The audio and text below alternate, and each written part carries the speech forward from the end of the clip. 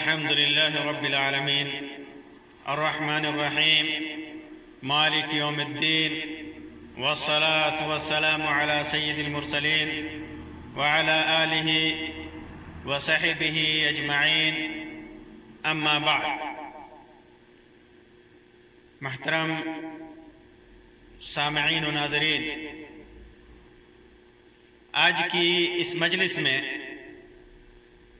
میں ایک ایسے امر کے سلسلے میں گفتگو کروں گا جو امر، جو معاملہ دنیا کے تمام امور اور تمام معاملات سے افضل ہے.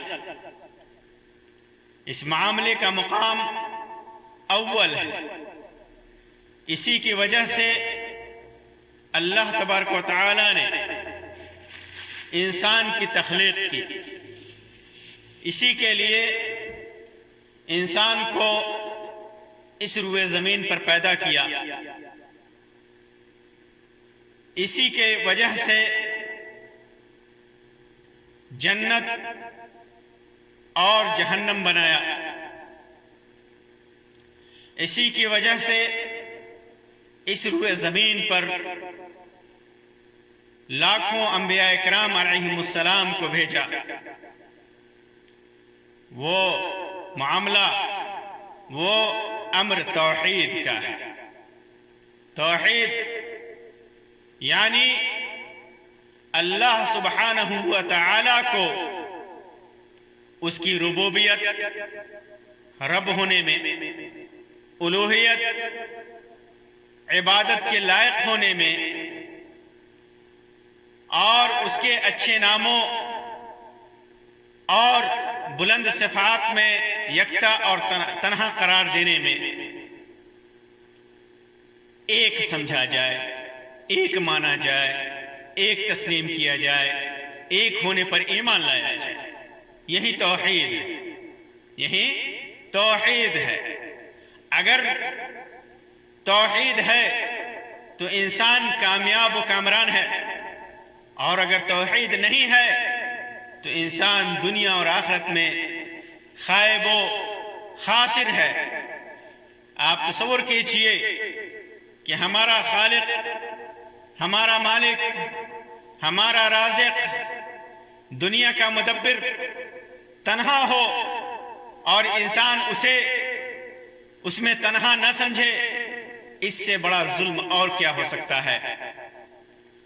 اسی وجہ سے توحید کا انکار کرنے والا، توحید سے روگردانی کرنے والا، توحید سے دوری اختیار کرنے والا ایسا انسان ہوتا ہے، ایسا فرد ہوتا ہے جو اللہ تبارک و تعالی کے نزدیک سب سے زیادہ مبغوض اور سب سے زیادہ ناپسندیدہ ہوتا ہے.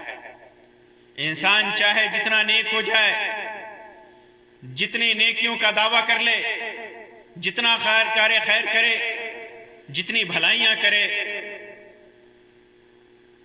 جتنی نیکیاں کرے، اگر اس کے اندر توحید نہیں ہے تو اس کی ساری نیکیاں، سارے اعمال، سارے کار خیر، ساری عبادتیں سب کے سب رائے گاں اور بیکار ہیں.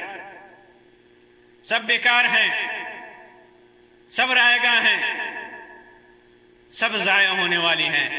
کوئی محنت، کوئی کوشش اگر توحید نہیں ہے تو کامیاب ہونے والی نہیں ہے. یہی وجہ ہے کہ اللہ تبارک و تعالی نے انبیاء کرام تک کو کہا کہ اگر وہ شرک کریں، نعوذ باللہ، انبیاء کرام شرک نہیں کر سکتے، لیکن اللہ تبارک و تعالی نے فرمایا کہ اگر وہ شرک کریں تو ان کے اعمال بھی اکارت اور برباد ہیں، ان کے اعمال بھی بیکار ہیں، ضائع ہونے والے ہیں، ختم ہونے والے ہیں. اللہ تبارک و تعالی فرماتا ہے وَلَوْ أَشْرَكُوا لَحَبِطَ عَنْهُمْ مَا كَانُوا يَعْمَلُونَ. اگر یہ شرک کرتے تو ان کے سارے اعمال بھی اکارت جاتے، بیکار جاتے، برباد ہو جاتے۔ اور اللہ تعالیٰ فرماتا ہے وَقَدِمْنَا إِلَى مَا عَمِلُوا مِنْ عَمَلٍ فَجَعَلْنَاهُ هَبَاءً مَنْثُورًا، اگر انہوں نے عمل کیا ہوتا، ہم نے ان کے اعمال کو، جو بھی عمل کیا اس اعمال کے تئیں ان کو پیش کیا، فَجَعَلْنَاهُ هَبَاءً مَنْثُورًا، اور جنہوں نے شرک کیا ان کے اعمال کو پراگندہ ذروں کی طرح کر دیا۔ جس طرح ذرے ہوا میں اڑ جاتے ہیں، ان کے اعمال بھی سارے کے سارے پراگندہ ہو گئے اور اڑ گئے۔ یہی وجہ ہے کہ توحید عمل کی قبولیت کے لیے شرط ہے۔ اگر توحید نہیں ہے تو عمل اللہ تبارک و تعالیٰ کے ہاں غیر مقبول ہے۔ یہ اللہ کا بندوں کے اوپر سب سے بڑا حق ہے، جیسا کہ اللہ کے رسول صلی اللہ علیہ وسلم نے معاذ بن جبل رضی اللہ تعالیٰ عنہ سے کہا تھا کہ اے معاذ، هل تدری ما حق اللہ علی العباد، تمہیں معلوم ہے کہ اللہ کا حق بندوں کے اوپر کیا ہے؟ پھر آپ صلی اللہ علیہ وسلم نے فرمایا کہ اللہ کا حق بندوں کے اوپر یہ ہے کہ ان یعبدوہ ولا یشرکوا بہ شیئا، اللہ کا حق یہ ہے کہ اللہ ہی کی عبادت کریں اور اس کے ساتھ کسی چیز کو شریک نہ ٹھہرائیں۔ تو جو آدمی شرک نہیں کرتا، توحید کو اپناتا ہے، دنیا وہ گویا اللہ تبارک و تعالیٰ کا حق ادا کرتا ہے۔ جب وہ اللہ کا حق ادا کرتا ہے تو دنیا اور آخرت میں بھی اس کے لیے کامیابی ہے، کامرانی ہے، امن ہے، اطمینان ہے۔ اللہ تعالیٰ فرماتا ہے الذین آمنوا ولم یلبسوا ایمانہم بظلم اولئک لہم الامن وہم مہتدون، جو لوگ ایمان لائے اور اپنی ایمان کو ظلم کے ساتھ ملتبس نہیں کیا، ظلم سے آلودہ نہیں کیا، ظلم کو اس ایمان کے اندر نہیں ملایا، تو وہ کیا ہے؟ اولئک لہم الامن، انہی کے لیے ہی امن ہے، دنیا میں بھی اور آخرت میں بھی، وہم مہتدون، اور یہی لوگ ہدایت یاب ہیں، یہی لوگ سیدھے راستے پہ ہیں، یہی لوگ کامیاب ہیں، یہی لوگ کامران ہیں۔ صحابہ کرام نے کہا، جب اس آیت کا نزول ہوا، یہ آیت نازل ہوئی، تو صحابہ کرام نے کہا اے اللہ کے رسول صلی اللہ علیہ وسلم، اینا لا یظلم، ہم میں سے کون ہے جو ظلم نہیں کرتا؟ لا یظلم علی نفسہ، اپنے اوپر کون ہے جو ظلم نہیں کرتا؟ اصل میں اس آیت میں اللہ تبارک و تعالیٰ نے لم یلبسوا ایمانہم بظلم، شرک کے لیے ظلم کا لفظ استعمال کیا۔ تو ان لوگوں نے کہا کہ ہم میں سے تو ہر ایک کچھ نہ کچھ ظلم کرتا ہے، اپنے نفس کے اوپر ظلم کرتا ہے۔ تو اللہ کے رسول صلی اللہ علیہ وسلم نے فرمایا کہ ظلم سے مراد وہ نہیں ہے جو تم سمجھ رہے ہو، جو تمہارے ذہن میں آ رہا ہے، نہیں، ظلم سے مراد کچھ اور ہے۔ اور کیا تمہیں اللہ کے تبارک و تعالیٰ کا یہ فرمان نہیں سنا؟ ان الشرک لظلم عظیم، کہ شرک سب سے بڑا ظلم ہے، شرک بہت بڑا ظلم ہے، ظلم سے مراد یہ ہے۔ تو توحید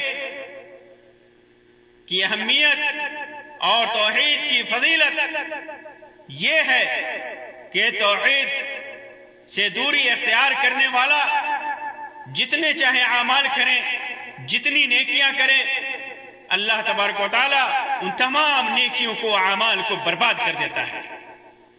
آپ لاکھ نماز پڑھیے، روزہ رکھیے، حج کیجئے، زکوٰۃ دیجئے، لیکن کسی بت کے پاس، کسی دیوی کے پاس، کسی دیوتا کے پاس، کسی ولی کے پاس، کسی بزرگ کے پاس، کسی نبی کے پاس، کسی فرشتے کے پاس، کسی درخت کے پاس، کسی پتھر کے پاس کسی کے پاس بھی جا کر کے آپ نے اس سے مدد طلب کی، اسے غوث جانا، اسے استغاثہ کیا، اسے استعانت کیا، تو پھر یہ سارے اعمال، نماز، روزے، حج، زکوٰۃ، خیرات، صدقات، احسان، جو کچھ بھی آپ نے کیا ہے سب کے سب اللہ کی پناہ سب برباد ہو جائیں گے، ایک بھی نیکی نہیں قبول ہوگی۔ جب انبیاء کرام کو اللہ تبارک و تعالیٰ نے یہ کہا کہ اگر آپ کے اندر میں شرک آ جائے تو وہ آپ کے سارے اعمال برباد ہو جائیں گے، انبیاء کرام کو اللہ تبارک و تعالیٰ نے کہا تو عام انسانوں کا کیا عالم ہوگا؟ انسان اس وقت تک اس کا عمل قابل قبول نہیں ہوتا جب تک وہ توحید کو نہ اپنائے، توحید کو نہ اپنے سینے سے لگائے، جب تک وہ شرک سے نہ دور رہے، غیر اللہ سے مانگنے سے پرہیز نہ کرے، غیر اللہ سے دوری نہ اختیار کرے، تب تک اس کے اعمال قبول نہیں کیے جائیں گے۔ یہی وجہ ہے کہ اللہ تبارک و تعالیٰ نے فرمایا ان اللہ لا یغفر ان یشرک بہ ویغفر ما دون ذلک لمن یشاء ومن یشرک باللہ فقد ضل ضلالا بعیدا۔ اللہ تعالیٰ نے فرمایا کہ شرک کے علاوہ جو گناہ چاہے اللہ تبارک و تعالیٰ معاف کر سکتا ہے، معاف کرے گا، شرک کو نہیں معاف کرے گا۔ لا یغفر ان یشرک بہ، اس کے ساتھ شرک کیا جائے اسے نہیں معاف کر سکتا، اور جس نے شرک کیا بہت دور گمراہی میں پڑ گیا۔ مشرک کسی بھی اعتبار سے نیک نہیں ہوتا، مشرک کا عمل چاہے وہ بڑی سے بڑی عبادت ہو، دن و رات عبادت کرتا ہو، اسے عبادت نہیں کہا جائے گا، عبادت کے درجے میں نہیں آئے گا۔ عبادت اگر کہہ بھی لیا جائے تو اسے قبولیت نصیب نہیں ہوگی۔ میرے بھائیوں، یہ شرک نہایت ہی عظیم ظلم ہے، بہت بڑا ظلم ہے اللہ تبارک و تعالیٰ کے ساتھ۔ جس رب نے، جس مالک نے، جس خالق نے، جس رازق نے ہمیں زندگی بخشی، دنیا کو بنایا، کائنات کو بنایا، کائنات کو چلایا، کس طرح ہم اس کے ساتھ، اس کو چھوڑ کر یا اس کے ساتھ کسی غیر کو پکاریں؟ اللہ تبارک و تعالیٰ یہی وجہ ہے کہ سارے گناہوں کو معاف کر دے گا لیکن شرک کو نہیں معاف کرے گا۔ آئیے میں آپ کے سامنے توحید سے متعلق توحید کی جو قسمیں ہیں کہ انسان کس طرح موحد ہوگا، کون کون سی توحید کو اختیار کرنا اس کے لیے ضروری ہے، توحید کی قسموں کی وضاحت کروں۔ واضح رہے کہ توحید کی 3 قسمیں ہیں، توحید کی 3 قسمیں ہیں۔ ایک قسم ایسی ہے کہ جس کا انکار دنیا میں بہت کم لوگ کرتے ہیں۔ وہ لوگ جو کائنات کے خالق کا ہی انکار کرتے ہیں، وہ کہتے ہیں کہ دنیا سائنس کی بنیاد پہ پیدا ہوئی ہے، دنیا سائنسی نظام پہ چل رہی ہے، دنیا کا کوئی پیدا کرنے والا نہیں ہے۔ جو دہریاں ہیں یہ صرف وہی انکار کرتے ہیں، باقی جتنے بھی مذہب والے، جتنے بھی دھرم والے، ان کے علاوہ جتنے بھی آئیڈیا لوجی والے ہیں، وہ سب کے سب اس توحید کا اقرار کرتے ہیں، توحید کی پہلی قسم کا اقرار کرتے ہیں۔ مسلمان بھی اقرار کرتے ہیں، غیر مسلمان بھی اقرار کرتے ہیں، یہودی، عیسائی، نصرانی، ہندو، ساری دنیا کے سارے مذاہب والے اس کا اقرار کرتے ہیں، اور وہ ہے توحید ربوبیت۔ توحید ربوبیت، اللہ کے رب ہونے کا اقرار، اس بات کا اقرار کہ دنیا کو پیدا کرنے والا، دنیا کو چلانے والا دنیا کے نظام کو ترتیب دینے والا، انسان کو پیدا کرنے والا، سارے کائنات کا رب صرف اور صرف اللہ ہے، یہ مسلمان بھی مانتے ہیں اور غیر مسلم بھی مانتے ہیں۔ مسلمانوں کے اوپر زیادہ تاکیدی حکم ہے کہ اس معاملے میں جب وہ ایمان لاتے ہیں تو اس بات پر ایمان لائیں کہ اللہ کے علاوہ کوئی رب نہیں، کوئی کائنات کو چلانے والا نہیں، کوئی کائنات کو پیدا کرنے والا نہیں، وہ تنہا ہے۔ دو رب دنیا میں نہیں ہو سکتے۔ اگر دو رب ہوتے تو یہ نظام نہیں چلتا، دنیا کا نظام نہیں چلتا، دنیا کا نظام ہرگز نہیں چلتا۔ تو یہ توحید ربوبیت، وہی خالق ہے، وہی رازق ہے، وہی مارنے والا ہے، وہی جلانے والا ہے، وہی عدم سے وجود میں لانے والا ہے، اس کا اقرار اللہ کے رسول صلی اللہ علیہ وسلم کے عہد کے مشرکین بھی کرتے تھے، یہود و نصارہ بھی کرتے ہیں، مجوس بھی کرتے ہیں، اور جتنے بھی غیر مسلم ہیں وہ بھی توحید ربوبیت کو تسلیم کرتے ہیں۔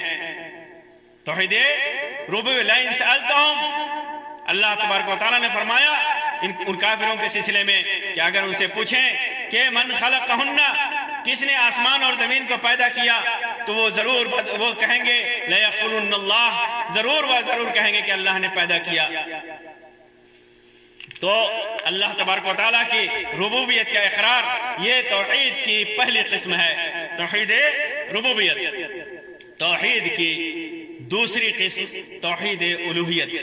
اصل جھگڑا اسی توحید الوہیت میں ہے، توحید الوہیت میں ہے، اصل جھگڑا یہیں پر ہے۔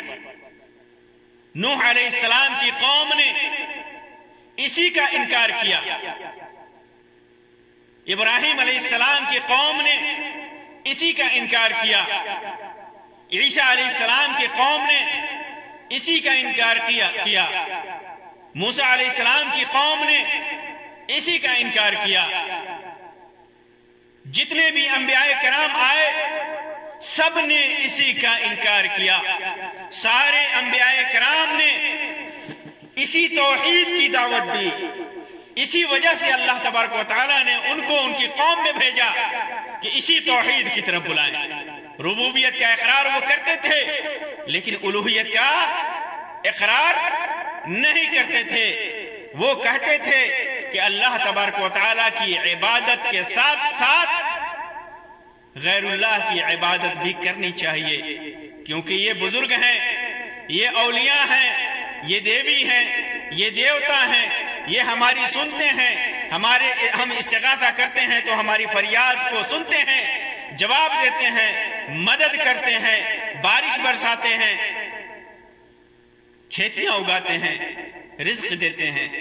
اس وجہ سے ہم ان کی عبادت کرتے ہیں، ان کو پکارتے ہیں، یہ وہ کہتے تھے۔ اور اسی کی تردید کے لیے، ان کے عقیدے کو چھڑانے کے لیے، اسی قسم کی عقائد سے دور کرنے کے لیے لاکھوں انبیاء کرام کو اللہ تبارک و تعالیٰ نے اسی روئے زمین پر بھیجا۔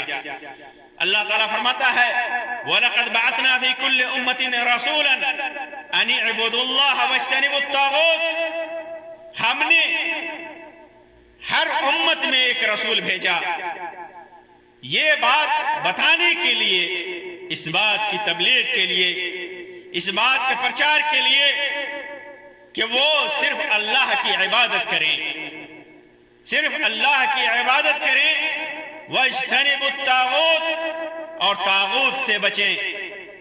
ہر طاغوت کہتے ہیں ہر وہ شے جس کی عبادت اللہ کے علاوہ کی جاتی ہے، جس سے اللہ تبارک و تعالیٰ کے علاوہ پکارا جاتا ہے۔ توحید الوہیت میں ہر چیز داخل ہے، ہر قسم کی عبادت، مثلا دعا ہے، ذبح ہے، نظر و نیاز ہے، امید ہے، خوف اور ڈر ہے، توکل ہے، رغبت ہے، رجوع کرنا ہے، استغاثہ و فریاد ہے، سجدہ اور رکوع ہے۔ یہ ساری چیزیں صرف اللہ کے لیے ہونی چاہیے۔ اگر اس میں کسی نے غیر اللہ کو شریک کیا یا مستقل کسی کو پکارا تو پھر یہ توحید الوہیت کے خلاف ہے۔ توحید الوہیت کے خلاف ہے۔ اللہ کے رسول صلی اللہ علیہ وسلم نے مکہ میں 23 سالوں تک اسی توحید الوہیت کی دعوت دی، اسی توحید الوہیت کی دعوت دی، اسی کی طرف بلایا، ایک اللہ کی طرف بلایا۔ آج مسلمانوں کا حال یہ ہے کہ وہ ایمان کا اقرار کرتے ہیں، خود کو مومن کہتے ہیں، خود کو مسلمان کہتے ہیں، لیکن ایک بڑا طبقہ اسی توحید الوہیت سے بھٹکا ہوا ہے۔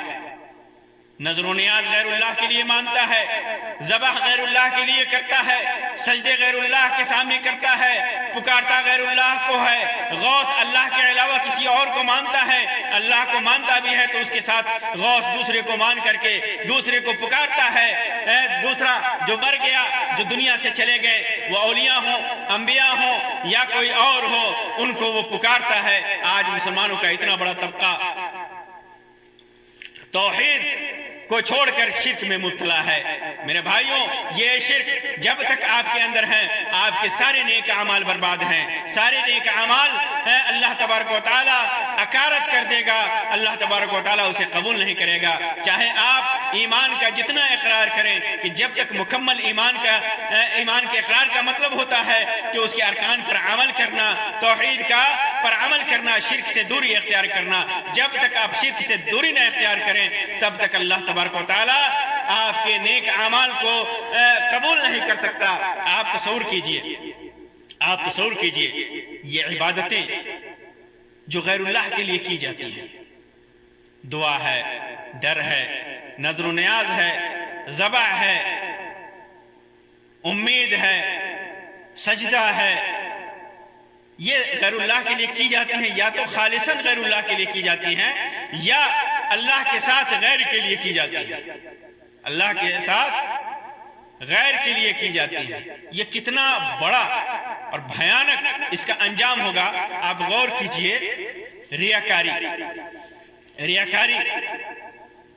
عبادتوں میں، جو عبادت انسان اللہ کے لیے کر رہا ہے اور عبادت کرتے ہوئے دوسروں کو دکھانے کے لیے، صرف دوسروں کو دکھانے کے لیے، مکمل طور پر دوسروں کے لیے نہیں کیا، یا دوسروں کو اس میں شامل نہیں کیا کہ اللہ کے ساتھ ساتھ ہم غیر کو بھی اس میں شامل کرتے نہیں کیا، بلکہ صرف اپنے اعمال کو، اپنے نماز کو، اپنے روزے کو، اپنے حج کو، اپنے زکوٰۃ کو، صدقات و خیرات کو اچھا کیا تاکہ لوگ اسے اچھا سمجھیں، یہ ریاکاری ہے۔ اور ریاکاری کے سلسلے میں اللہ کے رسول صلی اللہ علیہ وسلم نے فرمایا، الریاء من الشرک، ریاکاری شرک ہے، شرک اصغر۔ اور ریاکاری کی وجہ سے قرآن و سنت کے نصوص کے مطابق انسان کا وہ عمل برباد ہو جاتا ہے، وہ عمل برباد ہو جاتا ہے۔ تو یہ سمجھ لیجئے کہ ایک ایسا عمل جس کے اندر صرف اتنا تصور آیا کہ لوگوں کو دکھانا ہے، لوگوں کے سامنے اس عمل کو مزین کرنا ہے، تو اللہ تبارک و تعالیٰ اس عمل کو برباد کر دیتا ہے۔ تو پھر جس عمل میں اللہ تبارک و تعالیٰ کے ساتھ غیر اللہ کو مکمل طریقے سے شامل کیا جاتا ہے، تو اللہ تبارک و تعالیٰ اس پر کتنا بڑا عذاب دے گا، اس عمل کا کتنا بھیانک انجام ہوگا۔ اسی وجہ سے اللہ تبارک و تعالیٰ نے کہا کہ ان اعمال کے ساتھ ساتھ جتنی بھی نیکیاں کیا ہیں اللہ تبارک و تعالیٰ سارے کے سارے برباد کر دے گا، ساری کی ساری نیکیوں کو برباد کر دے گا، ختم کر دے گا، انہیں قبول نہیں کرے گا۔ تو یہ توحید الوہیت، توحید کی دوسری قسم، یہ مطلوب ہے، یہ اصل ہے، اور اسی کے لیے اللہ تبارک و تعالیٰ نے انسان کو پیدا کیا۔ اللہ تعالیٰ فرماتا ہے وَمَا خَلَقْتُ الْجِنَّ وَالْإِنسَ إِلَّا لِيَعْبُدُونَ، ہم نے جنات اور انسان کو صرف میری عبادت کے لیے پیدا کیا، اپنی عبادت کے لیے پیدا کیا۔ لِيَعْبُدُونَ أَيْ يُوَحِّدُونَ، یعنی صرف تنہا میری عبادت کریں۔ پھر اسی طرح توحید کی تیسری قسم ہے توحید الاسماء والصفات، اللہ کے نام میں اور اللہ کی صفات میں اللہ کو ایک جاننا۔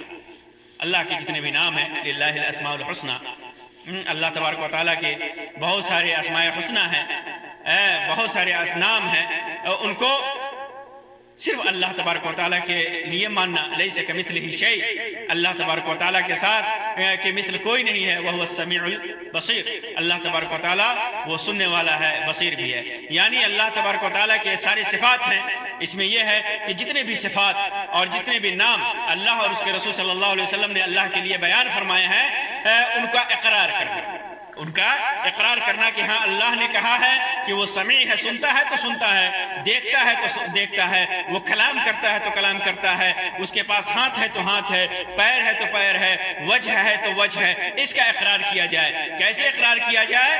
جیسے اللہ تبارک و تعالیٰ نے اور اس کے رسول نے بیان کیا ویسے ہی اقرار کیا جائے، انکار نہ کیا جائے، انکار نہ کیا جائے، یہ نہ کہا جائے کہ یہ صفات اللہ کے لیے یہ نام ثابت نہیں ہے، اس کا اقرار نہ کیا جائے، انکار نہ کیا جائے، اور مشابہت بھی نہیں قرار دی جائے، یہ نہیں کہا جائے کہ ویسے ہی سنتا ہے جیسے انسان سنتا ہے، ویسے ہی دیکھتا ہے جیسے انسان دیکھتا ہے، ویسے ہی پاؤں ہے جیسے انسان کا پاؤں، نہیں، یہ تشبیہ شرک ہو جائے گی، یہ توحید کے منافی ہے، توحید اسماء و صفات کے خلاف ہے، خلاف ہے۔ اس وجہ سے اقرار کیا جائے تو تشبیہ بغیر تشبیہ کے، بلا تشبیہ کے، کسی سے مشابہت نہ دی جائے، کہا جائے کہ اسی طرح اللہ تبارک و تعالیٰ سنتا ہے جو اس کی شان کے مطابق ہے، اس کے جلال کے مطابق ہے، اس کی ذات اور شخصیت کے مطابق ہے، اسی طرح دیکھتا ہے، اسی طرح اللہ تبارک و تعالیٰ دیکھتا ہے، اسی طرح کلام فرماتا ہے جو اس کی شان کے مطابق ہے،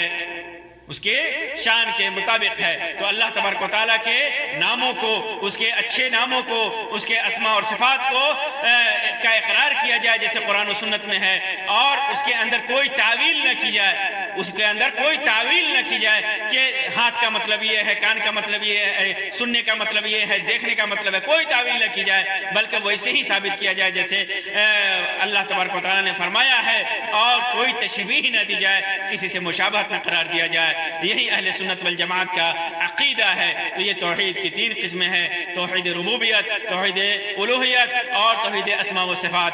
ہر ایک ضروری ہے، اور خاص طور سے اس امت میں جو ہمارے نبی اکرم صلی اللہ علیہ وسلم تشریف لائے، اور آپ کے علاوہ جتنے بھی انبیاء کرام تشریف لائے، اسی توحید کے پرچار کے لیے آئے، اسی توحید کو پھیلانے کے لیے آئے، اسی توحید کی طرف لوگوں کی طرف کو بلانے کے لیے آئے۔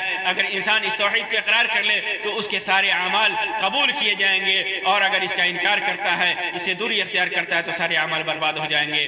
اللہ تبارک و تعالیٰ سے دعا ہے کہ اللہ تبارک و تعالیٰ ہمیں پکا سچا مومن، موحد مومن بنائے۔ اللہ تبارک و تعالیٰ قرآن و سنت پر عمل کرنے کی توفیق عطا فرمائے۔ اللہ تبارک و تعالیٰ سیدھے راستے کی طرف چلائے۔ آمین یا رب العالمین۔ وآخر دعوانا ان الحمدللہ رب العالمین، وصلی اللہ علی خیر خلقہ وسلم، والسلام علیکم ورحمۃ اللہ وبرکاتہ۔